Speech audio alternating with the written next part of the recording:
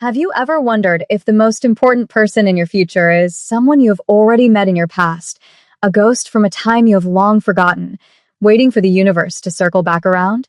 We walk through our lives assuming that time is a straight line, that the people we leave behind in childhood playgrounds and dusty classrooms stay there forever, frozen in sepia-toned memories. But sometimes, life has a way of folding back on itself like a map.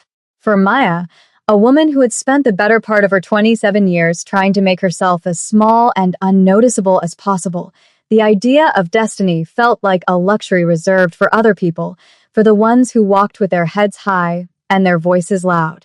Maya wore the dark blue uniform of the nighttime cleaning crew like a suit of armor, a garment designed to render her invisible against the beige walls and gray carpets of the towering corporate high-rise where she worked. She was beautiful, though she rarely let anyone see it, hiding her expressive eyes and warm smile behind a curtain of professional detachment and the rhythmic, hypnotic motion of a polishing cloth. Every night was the same quiet ritual, a symphony of solitude, where the only sounds were the hum of the industrial vacuum and the distant, muffled traffic of the city below, a world that seemed to move on without her. She preferred it this way, or at least that is what she told herself, because invisibility was safe, and in a city that could be cold and unforgiving, safety was the only currency that mattered. The building she cleaned was a fortress of glass and steel, housing an international shipping conglomerate that rumors said was merely a front for something much older and much more dangerous, a place where men in sharp suits spoke in hushed tones and security cameras watched every shadow. Maya kept her head down, did her work with meticulous care, and never asked questions, because she knew that in a place like this, curiosity was the quickest way to lose a job, or perhaps something more valuable. She moved through the corridors like a whisper, her presence marked only by the scent of lemon polish and the gleaming surfaces she left behind, a ghost haunting the halls of the powerful, never imagining that the power she feared was about to look back at her. The mistake happened on a Tuesday, the kind of night where the rain lashed against the floor-to-ceiling windows and the thunder rattled the bones of the building, distracting Maya just enough to make her miss the memo about the restricted suite on the top floor. Usually, the penthouse offices were off-limits to the regular crew, serviced only by a specialized team that came in during the day, but the schedule had shifted, or maybe she had misread the clipboard in her exhaustion, and so she found herself pushing her cart into the sanctuary of the director. The room was unlike the sterile, modern boxes she cleaned on the lower levels.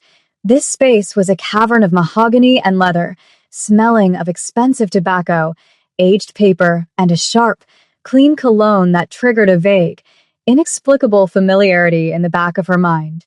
It was imposing and masculine, a room that commanded respect even when it was empty, with a massive desk that looked more like a throne sitting before a panoramic view of the storm-drenched city skyline.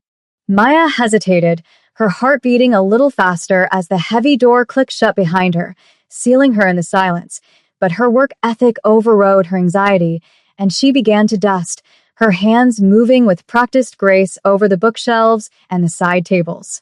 She reached the main desk, intending to quickly wipe down the surface and leave, but as she moved a stack of leather-bound files to clean the wood beneath, her hand brushed against a small, ornate silver frame that had been turned slightly inward, facing the chair where the director would sit. Curiosity, that dangerous impulse she always tried to suppress, made her tilt her head to see what kind of man ran an empire like this, expecting to see a photo of a stern father, a trophy wife, or perhaps a sleek yacht. Instead, what she saw made the blood drain from her face and her breath catch in her throat, her hand trembling so violently that she almost knocked the heavy frame onto the glass surface of the desk. The photo was old, the colors faded into the soft, nostalgic hues of the late 90s, capturing two children sitting on a rusted swing set in a sun-drenched park, sharing a melting vanilla ice cream cone. One child was a young Korean boy with a serious expression and a band-aid on his knee, and the other was a little African-American girl with braids and a gap-toothed smile, laughing at the camera with a joy that Maya had not felt in years. She knew that smile because she saw the ghost of it in the mirror every morning. The girl in the photo was her, And the boy was a memory she had buried under decades of survival and struggle, a childhood friend named Ji-hoon whom she hadn't seen since the day the social workers came. Panic is a cold thing, a sudden douse of ice water that sharpens the senses even as it clouds the judgment. And for a moment, Maya stood frozen in the center of the lion's den, the silver frame burning in her vision like a warning flare. Why did the director of a shadowy international syndicate, a man rumored to have connections to the Korean Mafia, have a picture of a poor foster kid on his desk? The implications spiraled through her mind, terrifying and nonsensical, clashing with the mundane reality of her vacuum cleaner and her spray bottles. She carefully, agonizingly slowly, placed the frame back exactly as she had found it, ensuring the angle was precise, her heart hammering against her ribs like a trapped bird. She needed to leave. She needed to vanish. She needed to be anywhere but here, because if this man was who the whispers said he was, then being connected to him, even through a 20-year-old photograph, was dangerous. She grabbed her cart, her knuckles white as she gripped the handle, and backed out of the room, wiping the door handle with her apron to remove any fingerprints, her mind racing with a mixture of fear and a sudden, aching nostalgia that she couldn't suppress. She hurried down the corridor, the sound of her own footsteps seeming impossibly loud on the plush carpet, and didn't stop until she reached the service elevator, jamming the button with a frantic urgency. When the doors finally slid open, she nearly collided with Elena, the older woman who acted as the unofficial mother hen of the night shift, a stout and kind-hearted soul who knew everything that happened in the building. Elena grabbed Maya's arm to steady her, her eyes widening as she took in Maya's pale face and trembling hands. She whispered a question, asking if Maya had seen a ghost, and Maya could only nod, unable to explain that the ghost she had seen was herself, trapped in a silver frame in the office of a monster. She didn't tell Elena what she had found. She couldn't, not when the rumors about the director included stories of people disappearing for knowing too much. Instead, she blamed the thunder, blamed the creepy silence of the top floor, and let Elena lead her to the break room for a cup of terrible vending machine tea, her hands shaking as she held the paper cup, the image of the boy's serious, protective face burned into her retinas. The atmosphere in the building shifted the next evening, the air growing heavy and electric, as if the building itself was holding its breath in anticipation of a storm that had nothing to do with the weather. Maya tried to call in sick, to hide in her small apartment and pretend the world outside didn't exist, but she couldn't afford to lose a shift, and so she returned, her stomach in knots, keeping her head lower than ever. When she arrived, the service entrance was buzzing with tension, the security guards standing straighter, their hands resting near their belts, their eyes scanning the staff with renewed suspicion. The word had come down that the director, a man who usually worked remotely or traveled abroad, was in the building, and his presence sent a ripple of anxiety through the entire staff, from the executives on the 45th floor to the cleaners in the basement. Ji-hoon, known to his subordinates only as the boss, or Mr. Park, moved through the lobby like a shark cutting through water, his presence commanding silence without him ever having to raise his voice. He was 36 now, devastatingly handsome in a way that felt dangerous, wearing a tailored suit that cost more than Maya would earn in a lifetime, his face an unreadable mask of cold authority. But beneath that icy exterior, his mind was racing, fixated on a detail so small that anyone else would have missed it. When he had entered his office earlier that day, he had noticed immediately that the air smelled faintly of lemons, a scent that didn't belong in his world of leather and smoke, and more importantly, the silver frame on his desk had been moved, shifted by perhaps a millimeter, but to a man who lived by noticing what didn't fit, it was a scream. He didn't fly into a rage. He didn't call the police.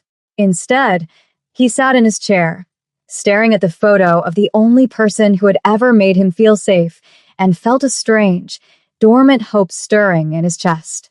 He called for Manager Hendricks, the head of building operations, a man with a thin face and shifting eyes who enjoyed the power he held over the custodial staff a little too much. Ji-hoon's voice was low, smooth, and terrifyingly calm as he gave the order. He wanted to know exactly who had cleaned the top floor the previous night. He didn't want them fired, and he didn't want them hurt. He simply wanted to see them. The hunt began quietly, but to Maya, it felt like the walls were closing in, the surveillance cameras and the hallways turning to follow her movements like the eyes of predators. Manager Hendricks descended into the break room during the shift change, his presence sucking the warmth out of the room, holding a clipboard like a weapon as he scanned the faces of the women in blue uniforms. He called out names, checking schedules, his voice dripping with an oily superiority that made Maya's skin crawl. She stood in the back, trying to blend into the row of lockers, hoping that her mistake had gone unnoticed, that perhaps the logbook hadn't been updated to reflect her unauthorized detour to the penthouse. But Hendricks was thorough, a bureaucrat who delighted in finding errors, and his finger stopped on a line in the ledger, his eyes narrowing as he looked up and scanned the room until his gaze landed on her. He called her name, not with respect, but with the tone one uses for a problematic appliance, and summoned her to the front. The room went silent, Elena shooting Maya a worried glance, mouthing a silent prayer. Maya stepped forward, her hands clasped tightly in front of her to hide their trembling, her heart pounding so hard she could hear the blood rushing in her ears.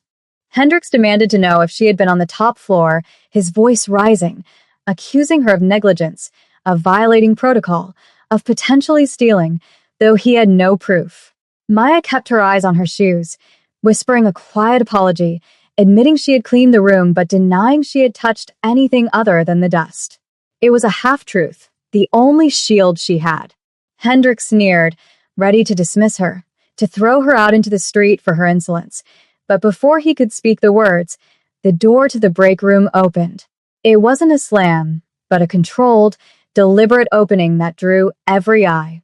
Standing there, flanked by two large security personnel, was Ji-hoon. He didn't look at Hendricks. He didn't look at the other cleaners. His dark, intense eyes locked immediately onto Maya, piercing through her blue uniform, through her fear, and straight into the memory of the girl he had lost 20 years ago. The room went deathly still, the air thick with unspoken danger, as the Korean Mafia boss stepped into the cleaner's break room, searching for the ghost from his past. Manager Hendricks froze, his mouth hanging open mid-tirade, the venomous words he had been spewing suddenly turning to ash in his throat as the atmosphere in the cramped break room shifted from administrative bullying to something far more primal and terrifying. The silence that descended was absolute, heavy with the scent of floor wax and stale coffee, as Ji-hoon walked past the stunned manager as if the man were nothing more than a piece of office furniture, his focus entirely consumed by the woman standing near the lockers with her head bowed. To the other cleaning staff, this was a scene from a nightmare, the arrival of the apex predator in their sanctuary, but for Maya, the terror was mixed with a strange, magnetic pull that vibrated in her chest, a resonance that felt like a song she had forgotten how to hum. Ji-hoon stopped just a foot away from her, close enough that she could smell the rain on his coat and the subtle, expensive cologne that had haunted her memory since the night before, and he waited, his presence demanding acknowledgement without him saying a word. Slowly, painfully, Maya lifted her gaze, her brown eyes meeting his dark, intense stare, and in that moment, the years dissolved, the gray walls of the break room melted away, and she was just a girl on a swing set again, looking at the boy who had promised to protect her from the neighborhood bullies. Ji-hoon's expression, usually a mask of stone-cold indifference that terrified his board members and rivals alike, softened into something that looked agonizingly like relief, his eyes tracing the familiar curve of her jaw and the scar on her eyebrow that she had gotten falling off a bicycle when she was 7.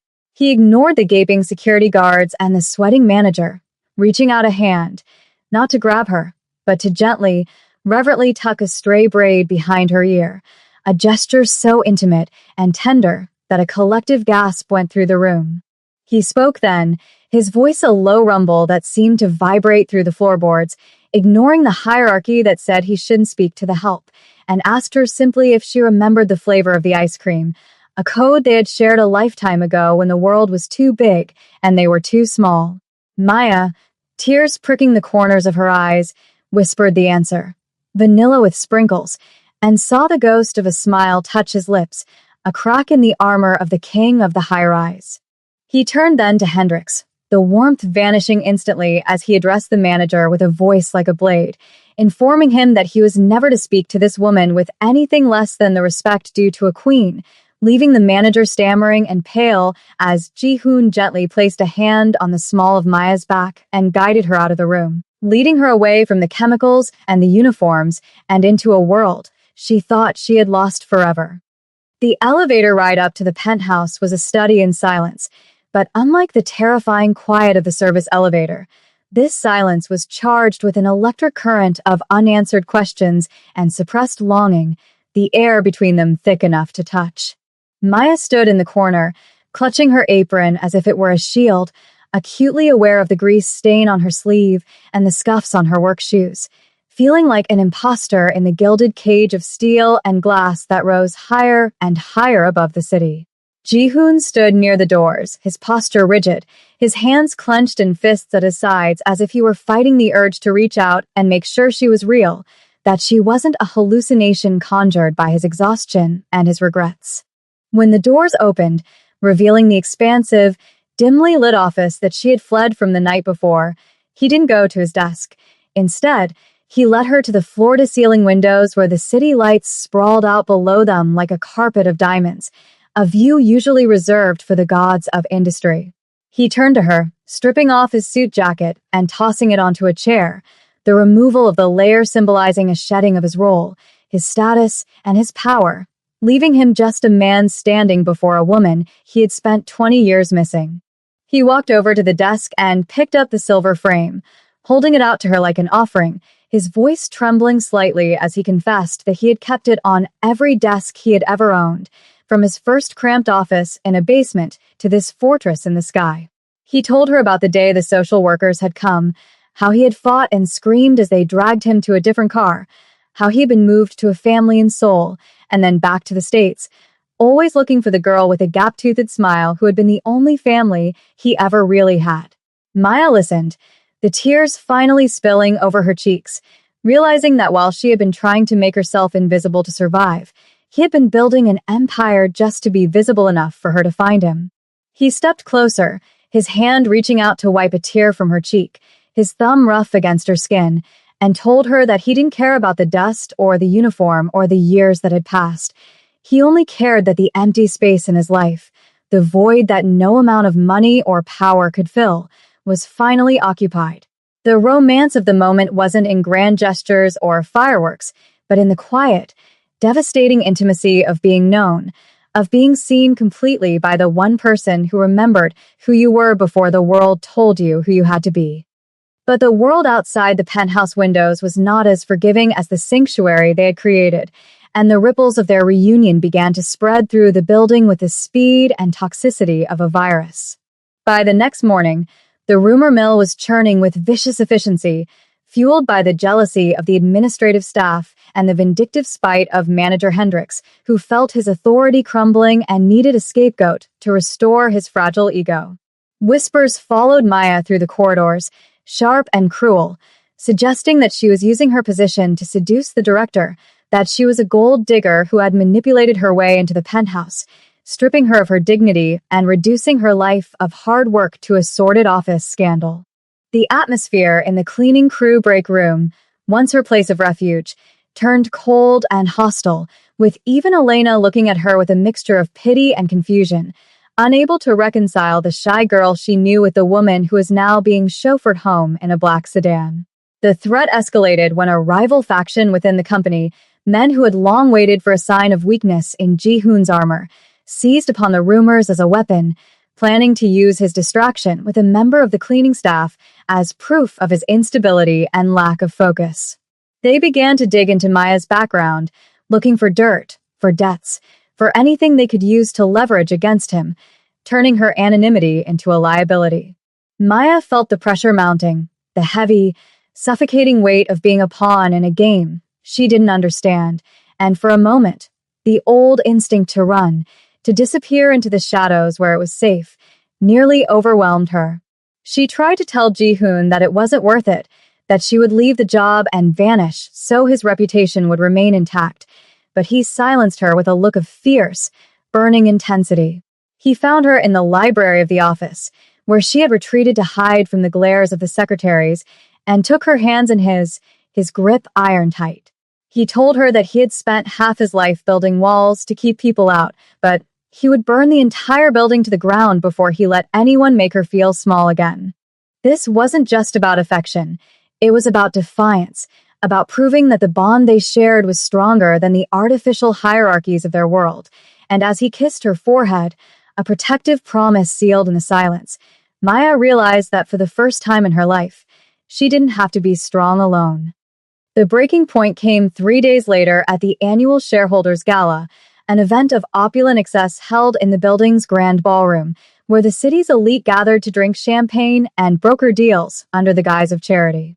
Hendricks, in a last-ditch effort to humiliate Maya and regain his standing with the rival board members, had manipulated the shift schedule to ensure Maya was assigned to clean the restrooms near the ballroom, forcing her to be present in her uniform while the people she had cleaned up after partied in silk and diamonds.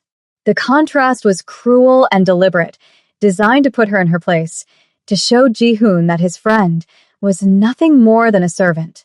As the night went on, a drunken board member, instigated by Hendricks, accidentally spilled a tray of red wine across the marble floor near the entrance and loudly summoned Maya to clean it up, snapping his fingers as if she were a dog. The music died down, the chatter stopped, and the room turned to watch the spectacle, the wealthy onlookers staring with detached amusement as Maya knelt with her rag, her face burning with shame, feeling the familiar sting of invisibility wrapping around her throat. She scrubbed the wine, the red stain looking like blood on the white stone, wishing the floor would open up and swallow her whole. But then, the heavy double doors at the top of the stairs burst open, not with a bang, but with the force of a sudden atmospheric pressure change.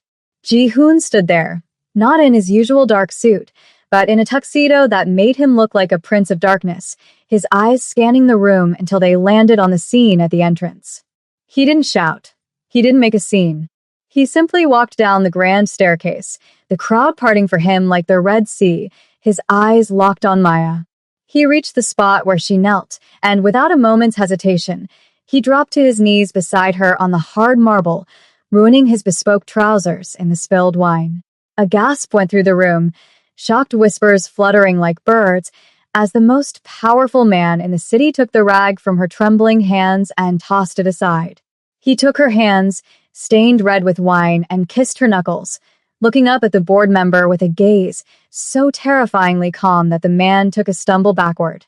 Ji-hoon stood up, pulling Maya up with him, and addressed the room, his voice ringing clear and steady, declaring that the woman beside him was not a servant, but the only person in the room who knew the true value of loyalty and survival, introducing her not as his cleaner, but as the co-architect of his future.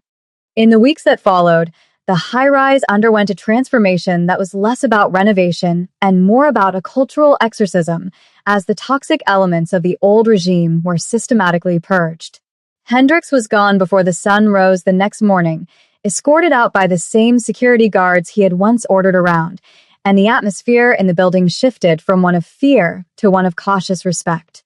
Maya did not return to the night shift, but she didn't disappear into the idle life of a trophy wife either. Instead, with Ji-hoon's support, she enrolled in the university art program she had been forced to abandon years ago, her sketches of the city's skyline now drawn from the perspective of someone looking out, not someone looking down. The romance between them deepened, not into a whirlwind of flashy dates, but into a steady, quiet rhythm of shared mornings and late-night conversations, a love built on the foundation of their shared scars. One evening, months later, they returned to the park where the photo had been taken, the rusted swing set long gone, replaced by a modern play structure, but the feeling of the place remained the same. It was autumn, and the leaves were turning gold and crimson, crunching under their feet as they walked hand in hand, no longer a boss and a maid, but just a man and a woman who had survived the storm. They sat on a bench, watching the sun dip below the horizon, and Ji-hoon pulled out a new camera, snapping a picture of Maya as she laughed at something he said, capturing the light in her eyes that was no longer hidden. He showed her the digital image, placing it side by side with the old photo he still carried in his wallet, the two images bridging a 20-year gap of pain and longing. Maya rested her head on his shoulder, the silence between them no longer filled with things unsaid, but with the comfortable peace of a promise kept. The universe, it seemed, did not move in a straight line, but in a circle, bringing them back to where they started, not to relive the past, but to understand that every swept floor, every lonely night, and every moment of invisibility had been a step on the long, winding road back to each other, proving that even the smallest, most forgotten people can leave the deepest echoes in the hearts of those who truly see them.